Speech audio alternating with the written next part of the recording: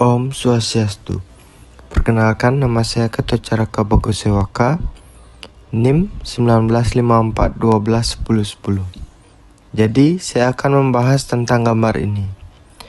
Gambar ini adalah arus laut Indonesia, di mana arus tersebut terjadi karena perbedaan tekanan di antara perairan Samudra Pasifik dan Samudra Hindia, sehingga massa air bergerak melewati perairan Indonesia. Seperti yang diketahui, arus laut dipengaruhi oleh angin, dan pada arus laut Indonesia ini, massa air Pasifik bergerak akibat angin pasat tenggara yang terus bertiup dan membawa massa air Pasifik bergerak ke barat, hingga terjadi penumpukan air di bagian barat Pasifik tersebut, dan akhirnya mengalir ke Samudra Hindia melalui Indonesia. Jadi, arus laut Indonesia ini diketahui memiliki 3 rute. Ada yang masuk melalui Selat Makassar, perairan Halmahera maupun dari Laut Maluku. Jalur Selat Makassar ini juga disebut jalur utama di mana massa air masuk melalui arus Mimandau. Arus ini berasal dari sepanjang sisi timur Filipina Selatan dan bergerak bercabang. Sebagian ada yang Samudra Pasifik lalu mengikuti North Equatorial Counter Current. Itu sendiri merupakan arus Pasifik yang bergerak dari barat ke timur. Dan sebagian massa air dari Mindanao tersebut masuk ke Indonesia.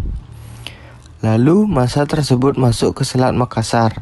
Setelah itu, arus tersebut bercabang. Ada yang langsung ke Samudra Hindia melalui Selat Lombok, dan ada juga berbelok ke timur melewati Laut Flores dan Laut Banda.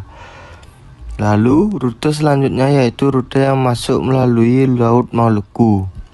Massa air bergerak dari Pasifik menuju Laut Seram melalui Selat Lifamotola, kemudian bergerak lagi menuju Laut Banda melalui Selat Manipa.